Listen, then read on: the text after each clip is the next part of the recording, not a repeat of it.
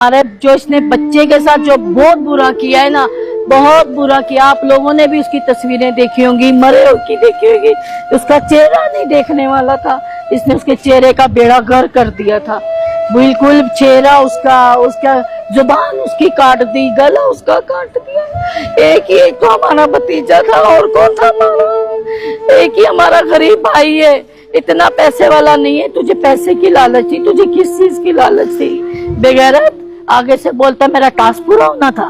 Task खेलता है ये भाई, मेरा टास्क पूरा होना था, मैंने इसलिए इसको मारा है। इसको डॉलर आ रहे थे, पैसे आ रहे थे ना इसको, इसने हमारा बच्चा मिला था टास्क खेलने के लिए।